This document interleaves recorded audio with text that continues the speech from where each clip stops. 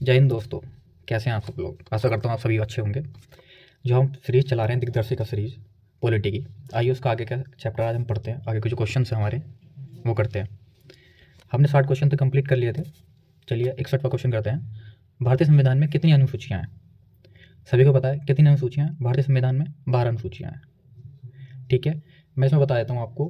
भारतीय संविधान में जो हमारी 12 अनुसूचियाँ हैं, जो पहला संविधान संशोधन हुआ था वो कौन सा हुआ था? वो हुआ था 9वीं अनुसूची का। कौन सी हुआ था? 9वीं अनुसूची का पहला संविधान संशोधन 1951 में 9वीं अनुसूची जोड़ी गई थी। जो क्या था? भूमि से संबंधित ऐसे उपवन थे जिनको न्यायालय में चुनौती नहीं दी जाती थी। ठीक है, अब अगला क्वेश्चन करते हैं। भारतीय संविधान की प्रस्तावना में निम्नलिखित में से किस अभिव्यक्ति का प्रयोग नहीं किया जाता है? ध्यान से सुने, किसका प्रयोग पूछ रहा है ये? अभिव्यक्ति का। किसका? अभिव्यक्ति का। ठीक है, बताते हैं फिर अभी। ऑप्शन हमारे सत्ताधारी, लोकतंत्र, गणराज्य, समाजवादी, धर्मनिरपेक्ष और संघीय। तो किस अभिव्यक्ति का प्रयोग नहीं किया जाता? सत्ताधारी, लोकतंत्र या गणराज्य का भी किया जाता है, समाजवादी का भी किया जाता है, धर्मनिरपेक्ष का भी किया जाता है। संघीय अभिव्यक्ति का नहीं किया जाता है। किसका नहीं किया जाता? संघीय का। ठीक है, अब भारतीय संविधान की 8वीं अनुसूची में कितनी भाषाएं थी? कितनी भाषाएं हैं और थी में बहुत अंतर हो जाता है। अब हमारा प्रश्न है भारतीय संविधान की 8वीं अनुसूची में कितनी भाषाएं हैं? कंसिडर करना बहुत ध्यान से। कितनी भाषाएं हैं? 22। कितनी है? 22 भाषाएं हैं। ठीक है, लेकिन जो हमारा मूल संविधान था, जब हमारा संविधान बना था, उस समय जो भाषाएं थीं वो कितनी थी? वो 14 भाषाएं थी। ठीक है, अब बाकी की 22 भाषाएं कैसे हुई मैं बता देता हूँ अभी आपको। पहला संविधान, एक संविधान संशोधन हुआ, 21वां संविधान संशोधन 1967 में, जिसमें कौन सी भाषा जोड़ी गई? सिंधी भाषा जोड़ी गई। ठीक है, अब 1992 में फिर क्या हुआ? 71वां संविधान संशोधन। कौन सा हुआ? 71वां संविधान संशोधन हुआ, जिसमें 3 भाषाएं जोड़ी गई थी। नमक, एक शॉर्ट फॉर्म है नमक, नै मैं क्या, नै से नेपाली, मैं से मणिपुरी और कैसे कोंकणी, जो 71वां संविधान संशोधन 1992 वाला 92 द्वारा जोड़ी गई थी। फिर एक संविधान संशोधन हुआ 2004 में, जिसे 92वां संविधान संशोधन बोला गया, जिसमें संथाली, डोगरी, मैथिली और बोडो। कौन कौन सी? संथाली, डोगरी, मैथिली और बोडो, ये 4 भाषाएं जोड़ी गई थी। तो टोटल कितनी है? 22। लेकिन मूल संविधान में हमारी कितनी थी? मूल संविधान में हमारी कितनी थी? 14 थी। यह हमेशा याद रखना है हमें। ठीक है, अगला प्रश्न है हमारा, भारतीय संविधान में कितने अनुच्छेद थे? कितने अनुच्छेद थे? कितने थे? 395। कितने थे? 395 अनुच्छेद थे। ठीक है, अब तो 400 से ज़्यादा हो चुके हैं, 420 से ज़्यादा हो चुके हैं, लेकिन पहले कितने थे? 395 अनुच्छेद। ठीक है, चलिए नेक्स्ट क्वेश्चन चलते हैं। नेक्स्ट क्वेश्चन पे, संविधान की प्रस्तावना में भारत को कहा गया है, संविधान की प्रस्तावना में भारत को क्या कहा गया है? ऑप्शन बताए, सत्ताधारी, लोकतांत्रिक, समाजवादी, धर्मनिरपेक्ष, गणराज्य, या समाजवादी, लोकतांत्रिक, धर्मनिरपेक्ष, गणराज्य। तीसरा ऑप्शन है लोकतांत्रिक, सत्ताधारी, धर्मनिरपेक्ष, समाजवादी, गणराज्य। चौथा ऑप्शन है सत्ताधारी, समाजवादी, धर्मनिरपेक्ष, लोकतांत्रिक, गणराज्य। तो क्या है पहला? सत्ताधारी, समाजवादी, धर्मनिरपेक्ष, लोकतांत्रिक, गणराज्य। Option number D. कौन सा हमारा? Option D. ठीक है, इसमें हमारी प्रस्तावना में कुछ वर्ड भी जोड़े गए थे, वो मैं आपको बाद में बताऊंगा, आगे चल के आएंगे। जैसे 3 वर्ड जोड़े थे, समाजवादी, पदनिरपेक्ष और अखंडता। ये कब कब जोड़े गए थे, कैसे जोड़े गए थे, उसके बारे में भी डिटेल में पढ़ लेंगे, लेकिन फिर भी बता देता हूँ। देखिए, समाजवादी, पदनिरपेक्ष और अखंडता शब्द, ये 3 शब्द हमारे संविधान में 42वां संविधान संशोधन 1976, कौन सा?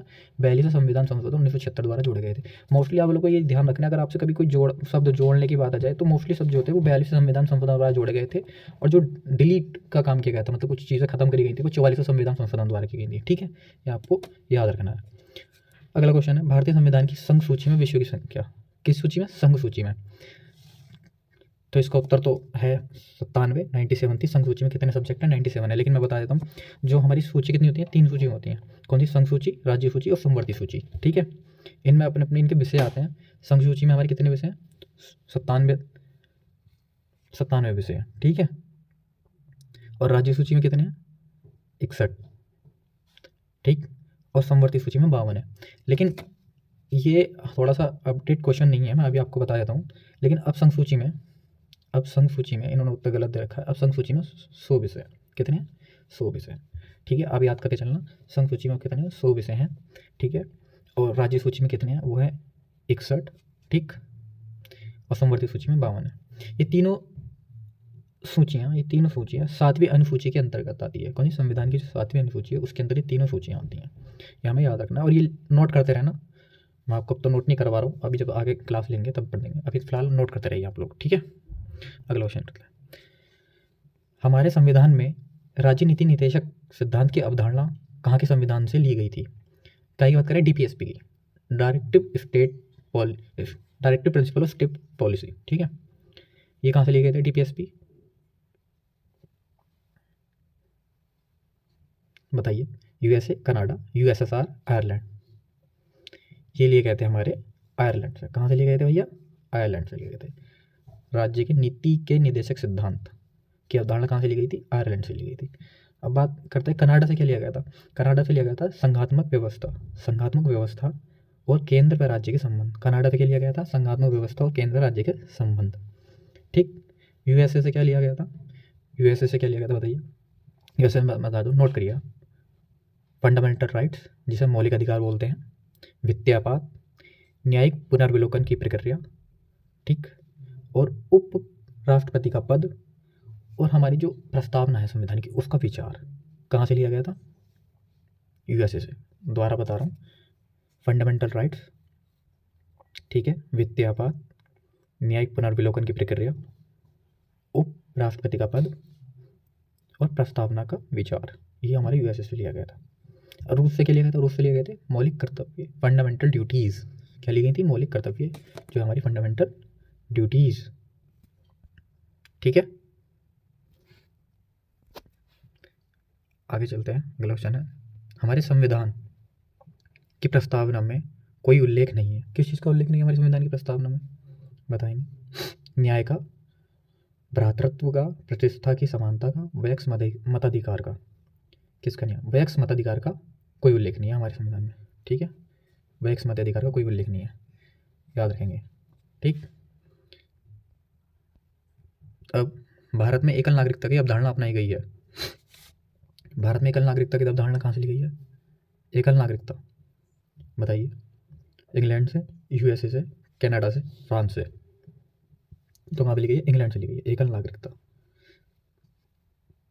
ठीक है। USA में तो डुअल सिटीजनशिप है, ठीक है, दोहरी नागरिकता का प्रावधान है USA के संविधान में। कनाडा से मैंने आपको बता ही दिया था कि संघात्मक व्यवस्था और केंद्र व राज्य संबंध थे। और फ्रांस से बताइए। फ्रांस से नोट करिए। फ्रांस से लिया गया था गणतंत्रात्मक शासन प्रणाली। जो हमारी गणतंत्रात्मक शासन की प्रणाली है वो कहाँ से ली गई थी? फ्रांस से ली गई थी, ठीक है। याद रखेंगे सब इसको। अगला क्वेश्चन क्या है? भारत का संविधान भारत को कैसे वर्णित करता है? मतलब कहने का मतलब है कि भारत का संविधान जो है, हमारा भारत का जो संविधान है उसमें भारत को कैसे वर्णित किया गया, कैसे लिखा गया, क्या बोला गया है? राज्यमंडल, राज्य संघ, महासंघ या उपरोक्त में से कोई नहीं। क्या है? राज्य संघ। क्या बोला गया? राज्य संघ, ठीक है। अब भारत का संविधान देश को इस रूप में वर्णित करता है। देश को किस रूप में वर्णित करता है ये भी हमको पता है, राज्यों का संघ। क्या बोलते हैं? मैंने कल भी बताया था आपको, क्या बताया था कल? यूनियन ऑफ स्टेट, यानी कि राज्यों का संघ। अगला क्वेश्चन, भारतीय संविधान ने सुदृढ़ केंद्र के साथ संघीय प्रणाली कहाँ से ली है? सुदृढ़ केंद्र के साथ संघीय प्रणाली कहाँ से ली है? अभी बताया था मैंने संघात्मक व्यवस्था के बारे में। कहाँ से ली संघीय प्रणाली? बोली हमारी कनाडा से। अमेरिका से भी बता दिया था, ठीक है। कहाँ से लिए? कनाडा से, ठीक।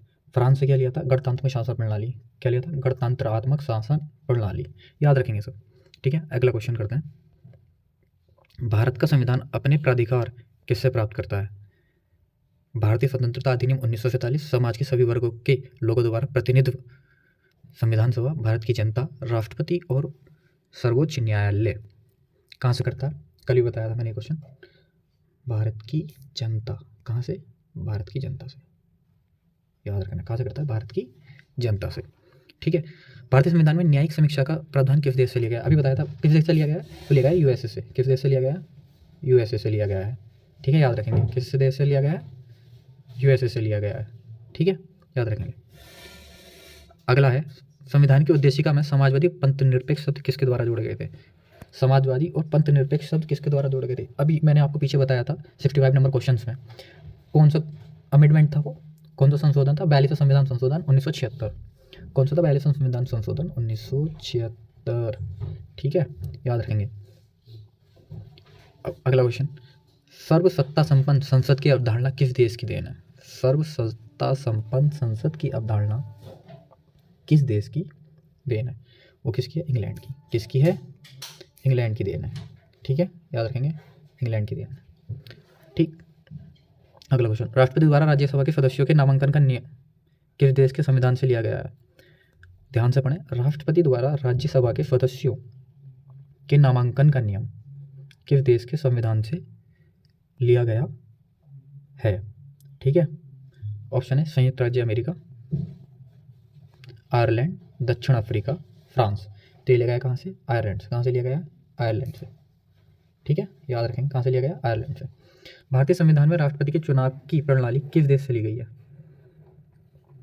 कल बताया था मैंने, राष्ट्रपति का चुनाव कौन सी प्रणाली द्वारा होता है? एकल मत संक्रमणीय प्रणाली द्वारा।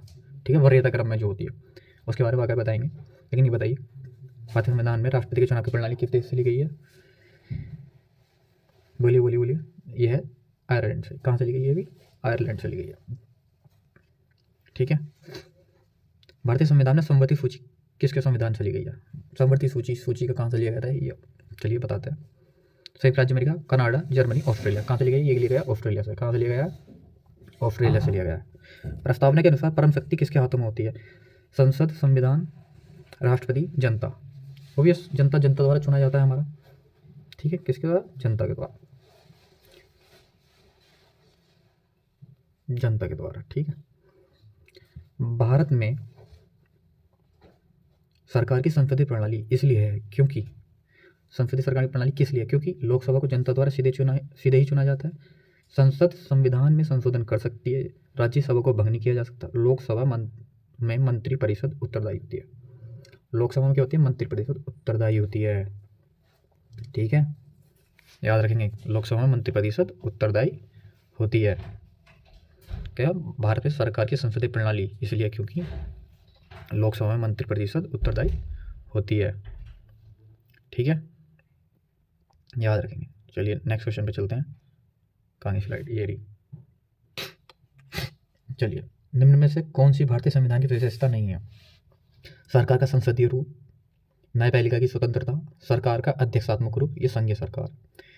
क्या कह रहा हूँ मैं? ध्यान से सुनिएगा। निम्न में से कौन सी भारतीय संविधान की विशेषता नहीं है? सरकार का संसदीय रूप, न्यायपालिका की स्वतंत्रता, सरकार का अध्यक्षात्मक रूप, या संघीय सरकार। तो इसमें ऑप्शन है सी, सरकार का अध्यक्षात्मक रूप।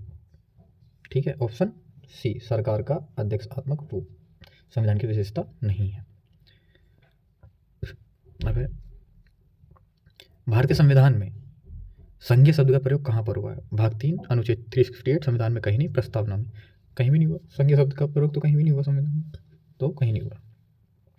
भारतीय संविधान के अनुच्छेद में यह घोषणा की गई, इंडिया अर्थात भारत क्या है? ये तो कोई बताएगा, पहले पढ़ चुके हम, राज्यों का संघ। क्या है भारत? ऑप्शन पढ़ने की जरूरत ही नहीं थी इसमें, तो अपना पता लगा कि राज्यों का संघ। ठीक है, नेक्स्ट क्वेश्चन पे चलते हैं। भारतीय संविधान कैसा है? कैसा है भारतीय संविधान बताइए? संघीय, अर्ध संघीय, या संघीयवत, एकात्मक, राष्ट्रपति शासन प्रणाली। कैसा है? यह है अर्ध संघीय, संघीयवत। कैसा है? अर्ध संघीय या संघीयवत। ठीक है, याद रखेंगे। नेक्स्ट क्वेश्चन, भारतीय संविधान के किस अनुच्छेद को डॉक्टर भीमराव अंबेडकर ने भारतीय संविधान का हृदय और आत्मा कहा था? किसको कहा था? चलिए ऑप्शन देते हैं, फिर देखते हैं। 32 अनुच्छेद 14, अनुच्छेद 19, अनुच्छेद 356, अनुच्छेद 32। किसको कहा था? अनुच्छेद 32 को। किसको कहा था? अनुच्छेद 32 को। ठीक है, अगला, सामाजिक न्याय का क्या अर्थ है? सामाजिक न्याय क्या होता है? ठीक है, उसका बारे में पढ़ेंगे। सभी को समान आर्थिक अधिकार मिलने चाहिए, सभी को समान राजनीतिक अधिकार मिलने चाहिए, जाति, नस्ल, रंग और लिंग आधारित सभी प्रकार का भेदभाव दूर होना चाहिए, सभी को धर्म की स्वतंत्रता का अधिकार दिया जाना चाहिए। क्या होना चाहिए? जाति, नस्ल, रंग और लिंग आधारित सभी प्रकार का भेदभाव दूर होना चाहिए। ऑप्शन सी, यही तो होता है सामाजिक न्याय, इसी को सामाजिक न्याय कहते हैं। ठीक है, अगला, निम्न में से किसको धर्मनिरपेक्ष राज्य कहा जाएगा? किसको कहा जाएगा धर्मनिरपेक्ष राज्य? वो देखते हैं। एक विशिष्ट धर्म का पालन करने वाला, धर्म विरोधी राज्य, धर्मों के बीच भेदभाव न करने वाला, सभी धर्मों को राज्य धर्म के आधार पर मानने वाला। तो क्या होना चाहिए? विशिष्ट धर्म का पालन करने वाला नहीं, धर्म विरोधी राज्य नहीं, धर्मों के बीच भेदभाव न करने वाला। क्या? धर्मों के बीच भेदभाव न करने वाला ही धर्मनिरपेक्ष राज्य कहलाता है। संविधान के अंतर्गत भारतीय लोकतंत्र के आदर्श को हम कहाँ देखते हैं? संविधान के अंतर्गत भारतीय लोकतंत्र के जो आदर्श हैं वो कहाँ दिखते हैं? प्रस्तावना में, प्रेम्बल में। प्रेम्बल में प्रारंभ में प्रेम्बल के ऊपर एक पूरा चैप्टर पढ़ाऊंगा आपको। प्रेम्बल से क्या क्या हुआ था कि प्रेम्बल से ही हमने बहुत से निर्णय लिए थे, बहुत से केस ऐसे थे, जैसे केसवा नंबर बनाम भारतीय केस था, उसमें भी क्या हुआ था कि हमने प्रेम्बल के थ्रू ही, प्रेम्बल पढ़ के ही उसका निर्णय लिया था, डिसीजन लिया था। तो ये सब चीज़ें मैं आगे बताऊँगा, ठीक है। चलिए अगला बढ़ते हैं। विधि का शासन की संकल्पना कहाँ की संवैधानिक प्रणाली की एक विशेष विशिष्टता है? विधि का शासन की संकल्पना कहाँ की संवैधानिक प्रणाली की एक विशेष विशिष्टता है? कहाँ की है? Britain, USA, France, Switzerland. Britain, USA, France, Switzerland. कहाँ से ली गई है? ये ब्रिटेन से। कहाँ से ली गई है? ब्रिटेन से। भारत के संविधान में भारत को किस रूप में वर्णित किया गया है? भारत के संविधान में भारत को किस रूप में वर्णित किया गया है, बताइए। परिसंघ, परिसंकल्प, एकात्मक, राज्य का संघ। ऑब्वियसली होता है राज्य का संघ, union of state, union of state, ठीक है। अगला क्वेश्चन, निम्नलिखित में से किस निर्णय में कहा गया है कि धर्मनिरपेक्षवाद और संघवाद भारतीय संविधान की मूल विशेषताएं हैं? धर्मनिरपेक्षवाद, संघवाद और भारतीय संविधान की मूल विशेषताएं हैं, ये किस में कहा गया था? केशवानंद भारती मामला, एसआर बम्बई मामला, इंदिरा साहनी मामला, या मिनर्वा मिल्स मामला। ये सारे बहुत इंपॉर्टेंट टॉपिक्स हैं, मैं सब पढ़ाऊंगा बाद में, लेकिन अभी हम एमसीक्यूज में हैं। तो यह है एसआर बम्बई मामला। क्या है? एसआर बम्बई मामला, एसआर बम्बई मामला, ठीक है, याद रखेंगे। आधारित लोकतंत्र किससे संबंधित है? सत्यों का हस्तांतरण, सत्यों का विकेंद्रीकरण, पंचायती राज प्रणाली, उपयुक्त सभी। कैसा लोकतंत्र है, किससे संबंधित? सत्यों का हस्तांतरण है, केंद्र और राज्य की शक्तियों का हस्तांतरण है, शक्ति का विकेंद्रीकरण भी है, पंचायती राज प्रणाली भी, उपयुक्त सभी। ऑप्शन नंबर डी, उपयुक्त सभी, ठीक। अब है एक तंत्र का अर्थ है। एक तंत्र क्या होता है? कुछ के द्वारा शासन, राजा द्वारा शासन, मात्र एक व्यक्ति द्वारा निरंकुश शासन, जनप्रतिनिधि द्वारा शासन। नाम से पता चला एक तंत्र मतलब मात्र एक व्यक्ति द्वारा निरंकुश शासन, ठीक है। अब है माफ कीजिएगा। अब है सार्वजनीन यानी कि सार्वभौमिक वैक्स मताधिकार दर्शाता है कि भारत एक ऐसा देश है जो धर्मनिरपेक्ष है, लोकतांत्रिक है, प्रभुत्व संपन्न है, समाजवादी है। सार्वभौमिक वैक्स मत अधिकार दर्शाता है कैसा देश है भारत? लोकतांत्रिक देश। कैसा देश है? लोकतांत्रिक देश है, ठीक है, ओके। लोकप्रिय प्रभु सत्ता क्या है? लोकप्रिय प्रभु सत्ता क्या है? जनता के प्रतिनिधि का प्रभुत्व, विधि शीर्ष का प्रभुत्व, राज्य के शीर्ष का प्रभुत्व, या जनता का प्रभुत्व? जनता का प्रभुत्व। क्या है? जनता का प्रभुत्व। अब चलते हैं संवैधानिक राजसी का अर्थ। संवैधानिक राजसी का, ध्यान से पढ़ें, देखिए राजसी का अर्थ किसका? राजसी का, ये ध्यान रखना है, ठीक है। संवैधानिक राजसी का अर्थ राजा द्वारा संविधान की रचना करना, राजा द्वारा संविधान को परिवर्तित करना, संविधान द्वारा प्राप्त शक्ति के अनुसार राजा के द्वारा शक्ति का प्रयोग, जनता द्वारा राजा का चुना जाना। संविधान द्वारा प्राप्त शक्तियों के अनुसार राजा के द्वारा शक्तियों का प्रयोग। Option number C. क्या? ऑप्शन नंबर सी, ठीक है। चलिए नेक्स्ट क्वेश्चन पे चलते हैं। भारत के संसदीय रूप का विचार कहाँ से लिया गया था? संसदीय रूप भारत का कहाँ से लिया गया था? ऑप्शंस पढ़ते हैं, अमेरिका, ब्रिटेन, आयरलैंड या रूस। कहाँ से लिया गया था? वो लिया गया था ब्रिटेन से। कहाँ से लिया गया था? ब्रिटेन से, ठीक है। किस तंत्र में कुछ लोग अधिक लोगों पर शासन करते हैं? कुछ लोग अधिक लोगों पर शासन करते हैं। एक तंत्र, धनिक तंत्र, राजतंत्र, अल्पतंत्र। क्यों? अल्पतंत्र, यानी कुछ लोग अधिक लोगों पर शासन कर रहे हैं, इट मीन्स अल्पतंत्र, ठीक है। नोट करते जा रहे हैं, एक भी क्वेश्चन को मत छोड़िएगा, बहुत ही इंपॉर्टेंट क्वेश्चन है, मिसलेनियस क्वेश्चन है, हर वनडे एग्जाम में आपको जरूर मिलेंगे, ठीक है। चलिए नेक्स्ट क्वेश्चन पे चलते हैं। उस देश का नाम बताइए जिसमें संशोधन के लिए प्रक्रियाओं की संवैधानिक सुविधाओं को भारत से उधार लिया गया था।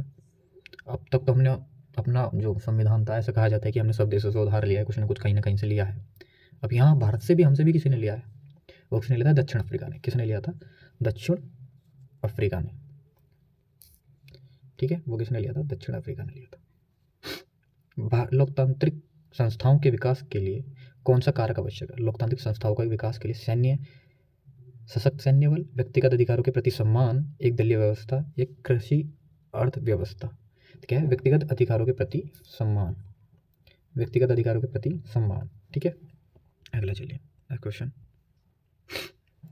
कौन से संविधान से राज्य नीति विषयक निर्देशक तत्व अपनाए गए? वही डीपीएसपी। कहाँ से लिए गए थे? अमेरिकी संविधान, ब्रिटिश संविधान, आयरिश संविधान, फ्रांसीसी संविधान। ऑब्वियस सी बात है, आयरिश संविधान, यानी कि आयरलैंड के संविधान से, जिसको आयरिश संविधान बोलते हैं। अब करते हैं, निम्न में से किस देश से भारतीय संविधान ने निम्नलिखित निम्न में से किस देश से भारतीय संविधान ने लिखित संविधान के रूप को प्राप्त किया? मतलब जो हमारा लिखित संविधान है, ये किस देश से हमने प्राप्त किया कि हमें भी लिखना ही है, अपना संविधान हमें भी लिखना ही है? यूएसएसआर से, यूके से, यूएसए, जापान से। कहाँ से किया था? ये हमने किया था यूएसए से। कहाँ से किया था? यूएसए से। ठीक है, अब है भारतीय संविधान की उद्देशिका में धर्मनिरपेक्ष शब्द कौन से संविधान द्वारा जोड़ा गया था? देखिए आगे ना दोबारा क्वेश्चन, जितना जोड़ने का मामला है वो सब 42 संविधान संशोधन द्वारा ही हुआ था। ठीक है, और ये समझ लीजिए प्लस का काम कर रहा था और ये माइनस का काम कर रहा था। 44 इसके द्वारा कम हो गई थी चीज़ें। ठीक है, चलिए, प्रस्तावना की कौन सी विशेषता में कहा गया है कि किसी भी सह नागरिक के साथ गौण व्यवहार नहीं करना चाहिए? किसी भी सह नागरिक के साथ गौण व्यवहार नहीं करना चाहिए। आप पूछेंगे सर सह नागरिक और गौण व्यवहार में क्या है? ये तभी तो पता चलेगा कि क्या नहीं होता। ठीक है, बताइए। सह नागरिक मतलब अपना दोस्त हो या अपने साथ में जो भी हो, अपना पड़ोसी हो, उसको बोलते हैं सह नागरिक। ठीक है, अब वो बोल रहे हैं कि गौण व्यवहार नहीं करना चाहिए। गौण व्यवहार क्या होता है? गौण व्यवहार मतलब ये कि असामान्य व्यवहार, उसको नीचा नहीं दिखाना, उसको इस तरह का व्यवहार नहीं करना चाहिए। ऐसी कौन सी विशेषता में कहा गया है? भाईचारा रखेंगे तो हम क्यों किसी के साथ गौण व्यवहार करेंगे? सिंपल सी बात है, भाईचारा, बंधुत्व तो वही है ना, भाईचारा रखना चाहिए। ठीक है, चलिए अगले क्वेश्चन पे आते हैं। निम्न में से किसने संवैधानिक उपचार के अधिकार को भारतीय संविधान की हृदय और आत्मा की संज्ञा दी? किसने दी थी संवैधानिक उपचार के अधिकार को? ये दी थी डॉक्टर भीमराव अंबेडकर जी ने। किसने दी थी? डॉक्टर भीमराव अंबेडकर जी ने दी थी। ठीक है, अब अगला क्वेश्चन। भारतीय संविधान की उद्देशिका में बंधुता शब्द का तात्पर्य किससे है? भारतीय संविधान की उद्देशिका में बंधुता शब्द का तात्पर्य किससे है? कल भी मैंने बताया था बंधुता क्या होता है, बंधुता। आज भी बताया था, यानी कि मित्रता, भाईचारा। ठीक है, क्यों भाईचारा? तो ये हो गया ऑप्शन डी, भाईचारे से। अगला क्वेश्चन पाएंगे 108 में। भारत के संविधान के ऊपर सबसे अधिक प्रभाव निम्नलिखित में से किसका माना जाता है? यूएसए का संविधान, सोवियत रूस का संविधान, ब्रिटिश संविधान, भारत सरकार अधिनियम। ये तो सोचने वाली बात ही नहीं है। भारत सरकार अधिनियम 1935 द्वारा हुआ था। ये तो मैंने कल भी आपको समझाया था। ठीक है, कल क्या करवाया था थोड़ा रिवीजन कर लेते हैं। 1935 में क्या बताया था मैंने? राज्यों में क्या हुआ था? द्वैध शासन प्रणाली समाप्त हुई थी और केंद्र में द्वैध शासन प्रणाली शुरू की गई थी। और एक चीज़ और बताई थी, बताइए। चलिए, क्या बताया था? कि न्यायालय की स्थापना हुई थी 1937 में, इसी अधिनियम द्वारा। भारत सरकार अधिनियम 1935 के द्वारा 1937 में संघीय न्यायालय की स्थापना हुई थी, जिसके पहले मुख्य जस्टिस कौन थे? Sir Maurice Gwyer. ठीक है, याद रखेंगे। चलिए अगला क्वेश्चन करते हैं। निम्नलिखित में कौन सा एक भारतीय संविधान की मुख्य विशेषता नहीं है? अर्धसंघीय, शक्ति का पृथक्करण, मौलिक अधिकार, अल्पतंत्र। कौन सा नहीं है? अल्पतंत्र, ऑप्शन डी। ठीक है, चलिए आगे चलते हैं। इनमें से कौन भारत को एक सेकुलर राज्य के रूप में वर्णित करता है? सेकुलर का मतलब क्या होता है? कौन करता है बताइए? यह है प्रस्तावना। सेकुलर राज्य के रूप में वर्णित करते हैं प्रस्ताव। सेकुलर मतलब सभी धर्मों को मानने वाला, धर्मनिरपेक्ष, यानी कि सभी धर्मों को मानने वाला। ठीक है, निम्नलिखित में से कौन सा शब्द भारतीय संविधान की उद्देशिका में नहीं लिखा है? कौन सा भारतीय संविधान की उद्देशिका में नहीं लिखा गया? संपूर्ण प्रभुत्व, समाजवादी, धर्मनिरपेक्ष, साम्यवादी। साम्यवादी नहीं है, साम्यवादी प्रस्तावना में नहीं है। ठीक है, साम्यवादी प्रस्तावना में नहीं है, याद रखेंगे। क्या हो रहा है स्लाइड को ये बार बार देख कैसे जिगजैग हो रही है। चलिए, भारतीय संविधान में एकल नागरिकता की अवधारणा किस देश से प्रेरित है? भारतीय संविधान में एकल नागरिकता की अवधारणा किस देश से प्रेरित है? ये बताया था, एकल नागरिकता इंग्लैंड से। पहले भी करा चुके हैं इस क्वेश्चन को। ठीक है, भारत में एकल नागरिकता अवधारणा निम्नलिखित में किस देश से अपनाया? इंग्लैंड से। यार अभी पढ़ा है, इंग्लैंड से पढ़ा है। ठीक है, चलिए सेम कोई क्वेश्चन।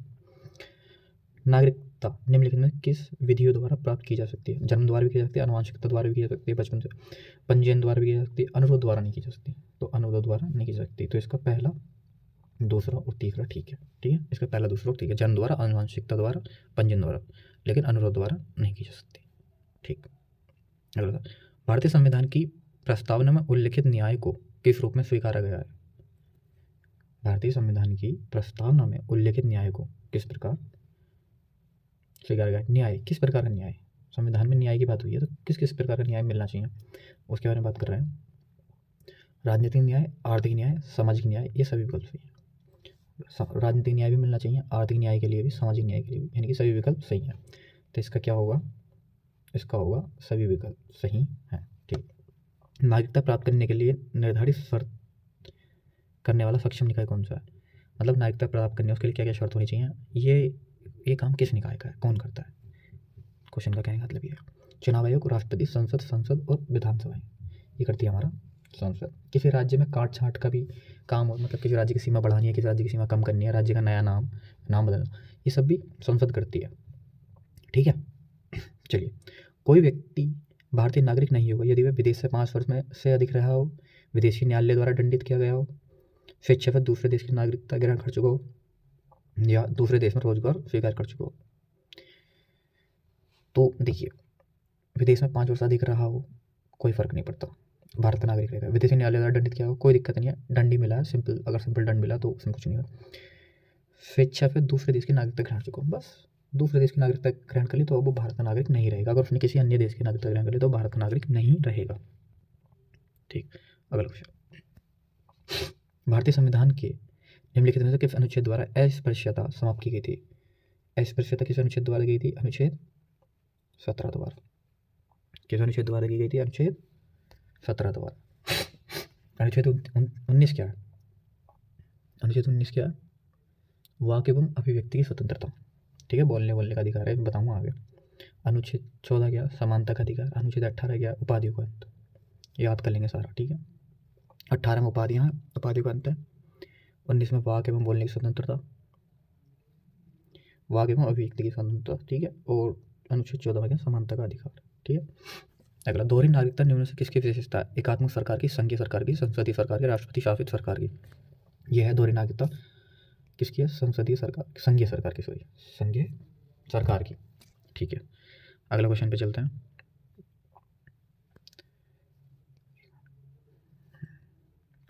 मौलिक अधिकार को लागू करने के लिए निम्न में से किसी न्यायालय द्वारा क्या जारी किया जाता है? डिक्री, अध्यादेश। डिक्री तो किसी चीज़ को बढ़ाने के लिए होती है, अध्यादेश, समादेश यानी रिट या अधिसूचना। देखिए, रिट क्या होता है? रिट जारी की जाती है मौलिक अधिकार को लागू करने के लिए। ठीक। रिट 5 प्रकार की होती हैं, वो कौन कौन सी हम आगे पढ़ाएंगे, लेकिन थोड़ा सा नोट कर लेंगे। सुप्रीम कोर्ट द्वारा जो रिट जारी की जाती हैं, सर्वोच्च न्यायालय द्वारा जो रिट जारी की जाती हैं, वो आर्टिकल 32 के अनुसार की जाती है। और उच्च न्यायालय द्वारा यानी कि हाई कोर्ट द्वारा जो रिट जारी की जाती हैं, वो की जाती है आर्टिकल 226 के द्वारा। ठीक है, अनुच्छेद 226 के द्वारा, ये हम लिख लेंगे। ठीक। अगला, भारतीय संविधान के मौलिक अधिकारों के अंतर्गत इनमें से क्या सम्मिलित नहीं है? जो मौलिक अधिकार हैं उनमें से क्या सम्मिलित नहीं है? भाषण की स्वतंत्रता का अधिकार है 19 में, विधि के समक्ष समता का अधिकार है 14 में, संविधान उपचार का अधिकार है 32 में, बराबर काम करने के बराबर वेतन का अधिकार ये नहीं है। ठीक है, बराबर काम करने के लिए बराबर वेतन का अधिकार नहीं है, ये याद रखेंगे। ठीक है, चलिए नेक्स्ट क्वेश्चन चलते हैं। भारतीय संविधान का अनुच्छेद 32 निम्नलिखित में किससे संबंधित है? अनुच्छेद 32 शोषण के विरुद्ध अधिकार, धर्म का अधिकार, संवैधानिक उपचारों का अधिकार या समता का अधिकार। क्या है? संवैधानिक उपचारों का अधिकार। ठीक है, निम्नलिखित में कौन सा मौलिक अधिकार नहीं है? समानता का अधिकार, स्वतंत्रता का अधिकार, शोषण के विरुद्ध अधिकार, संपत्ति का अधिकार। कौन सा नहीं है? संपत्ति का अधिकार नहीं है। इसको 300 काम में डाल दिया गया था, इसको 300 काम में डाल दिया गया था। ठीक है, नौकरियों और शैक्षिक संस्थाओं में समाज के कमजोर वर्ग के लिए आरक्षण उपलब्ध कराने हेतु केंद्र सरकार को संविधान का कौन सा प्रावधान अधिकार देता है? ध्यान से सुना क्वेश्चन, कौन सा है, कौन सा प्रावधान है जो अधिकार देता है केंद्र सरकार को कमजोर वर्ग के लिए आरक्षण उपलब्ध कराने हेतु? अनुच्छेद 16। कौन सा है? अनुच्छेद 16। अनुच्छेद क्या, लोक नियोजन के अवसर पर समानता, सरकार व्यवस्था करेगी, कमजोर वर्ग के लिए आरक्षण उपलब्ध कराएगी।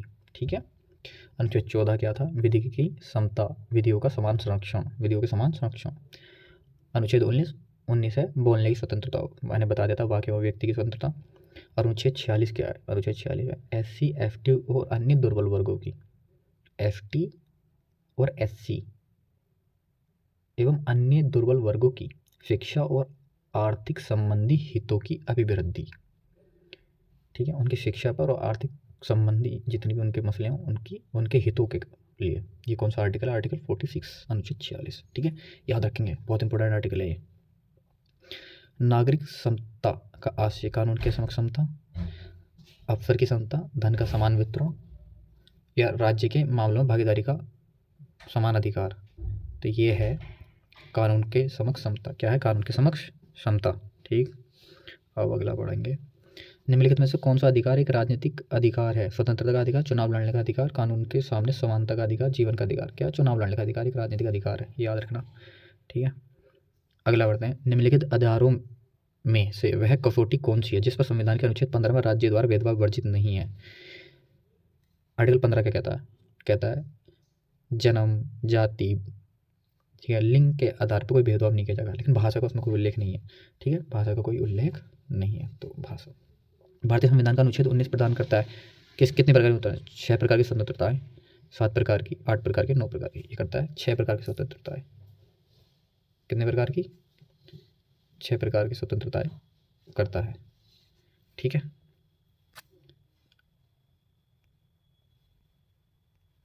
छह प्रकार की स्वतंत्रताएं करता है।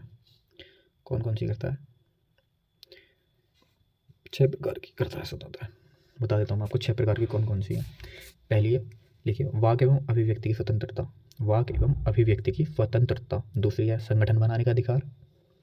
तीसरा है सम्मेलन करने का अधिकार। पहली वाक एवं अभिव्यक्ति की स्वतंत्रता, यानी भाषण देने का अधिकार है उसमें, पहली में। ठीक है, दूसरी में संगठन बनाने का अधिकार, तीसरी में सम्मेलन करने का अधिकार, चौथा है भारत के किसी भी राज्य क्षेत्र में आने जाने का अधिकार, सिवाय कुछ जनजातीय क्षेत्रों को छोड़कर। भारत के किसी भी राज्य क्षेत्र में आने जाने का अधिकार, कुछ जनजातीय क्षेत्रों को छोड़कर। ठीक है, पांचवी है भारत का नागरिक किसी भी राज्य क्षेत्र में निवास कर सकता है। इसमें भी वही एक्सेप्शन है, अपवाद है कि कुछ जनजातीय क्षेत्र हैं जिनमें अलाउ नहीं है, जिनमें निवास नहीं कर सकता। छठी है नागरिकों को कोई भी कारोबार, व्यापार या किसी प्रकार की वृद्धि करने की स्वतंत्रता। कोई अपना कारोबार, व्यापार जिस प्रकार का करना चाहता है वो बढ़ा सकता है, किसी भी राज्य क्षेत्र में जाके कर सकता है। ठीक है, ये 6 की 6 है, याद कर लेंगे। ठीक, एक बार वो बता देता हूँ। आर्टिकल 19 6 प्रकार की स्वतंत्रताएं देता है। पहली है वाक एवं अभिव्यक्ति की स्वतंत्रता, दूसरे संगठन बनाने का अधिकार, तीसरे सम्मेलन करने का अधिकार, चौथा है किसी भी राज्य क्षेत्र में आने जाने का अधिकार, कुछ जनजातीय क्षेत्रों को छोड़कर, पांचवा किसी भी राज्य क्षेत्र में निवास करने का अधिकार, वो भी कुछ जनजातीय क्षेत्रों को छोड़कर, छठा है नागरिक कोई भी कारोबार, अपना व्यापार, किसी भी प्रकार की वृद्धि करने की स्वतंत्रता, किसी भी स्टेट्स में किसी भी, ठीक है, जा सकता है। अगला, भारतीय संविधान का अनुच्छेद 14 भारतीय नागरिकों को गारंटी देता है। अनुच्छेद 14 कानून की समान सुरक्षा की, कानून के सामने समानता की, आर्थिक संसाधनों के सामने वितरण की, कानून के सामने समानता और कानून के समान सुरक्षा की। क्या, कानून के सामने समानता और कानून के समान सुरक्षा की, याद रखेंगे। ठीक है, याद रखेंगे। ठीक, ये डी ऑप्शन। संसद के चुनाव में मत देने का अधिकार, संसद के चुनाव में मत देने का अधिकार किसे, कैसा मौलिक अधिकार है, संवैधानिक अधिकार है, कानूनी अधिकार है, नैसर्गिक अधिकार है। कैसा है, मौलिक अधिकार, संवैधानिक अधिकार, कानूनी अधिकार या नैसर्गिक अधिकार। बताइए कौन सा अधिकार है। यह है संवैधानिक अधिकार, चुनाव संवैधानिक है। ठीक है, याद कर लेंगे सब, इंपॉर्टेंट क्वेश्चन हैं ये। चलिए आज के लिए इतना ही। ठीक है, याद कर लेंगे सब क्वेश्चंस। कल की सीरीज में कल देखते हैं, कल कराएंगे कुछ क्वेश्चंस और, ध्यान से पढ़ें। ये सभी क्वेश्चंस आपके आगामी जितनी प्रतियोगिता परीक्षाएं आनी है, प्रतियोगी परीक्षाएं जितनी भी आपकी आ रही हैं, यूपी पुलिस आने वाली हैं, यूपी पुलिस की रेडियो ऑपरेटर की जो हैं आने वाले हैं, पेपर है उसका, और एसएससी जीडी में बहुत महत्वपूर्ण प्रश्न है, आपको ज़रूर यहाँ से प्रश्न जरूर आएंगे, तो बहुत ध्यान से पढ़ें। ठीक है, चलिए तब तक के लिए